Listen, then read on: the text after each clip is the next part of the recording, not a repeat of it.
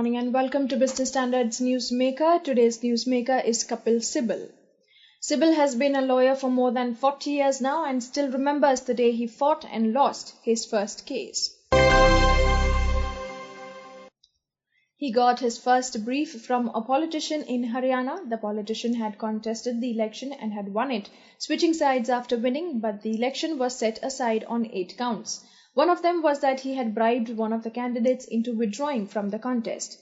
A few weeks earlier, Justice Jay Bhagwati had passed an order that if a bribe was offered by one candidate to another, then the election would be held null and void. Sibal was asked why the petition should even be heard. He replied that the judgment was wrong and argued that his client may have offered a bribe but not as a candidate. One becomes a candidate only after one's nomination is found valid.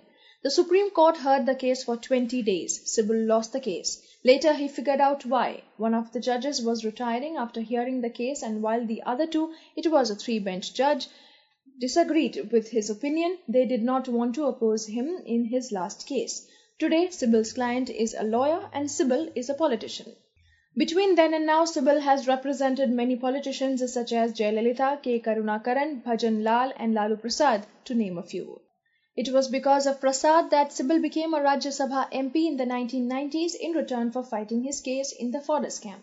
Additional Solicitor General of India between December 1989 and 1990, Sibal defended Supreme Court Judge V. Ramaswamy during his impeachment in Parliament. His performance caught the eye of the then Prime Minister P.V. Narasimha Rao, who offered him the South Delhi seat in the 1996 Lok Sabha elections. Sibal lost by a margin of over 1 lakh votes, but he had tasted blood and decided to contest the Lok Sabha elections from Chandni Chowk, Delhi, and won.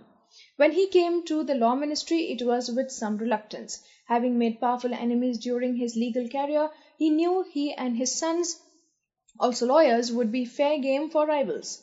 The baiting has already started, with critics alleging a conflict of interest. Within days of taking over as law minister, he had cleared the proposal to settle the Vodafone tax issue case through reconciliation. Vodafone was faced with over 20,000 crore rupees in tax, interest and penalty on its purchase of Hutchison Whampoa's stake in its Indian telecom business, Hutchison SR, in 2007. His contention is that the Vodafone case was sending out wrong signals to investors. Many say the go-ahead for out-of-court settlement has been to promote his son Amit Sibal's career, who represents Hutchison Telecom International.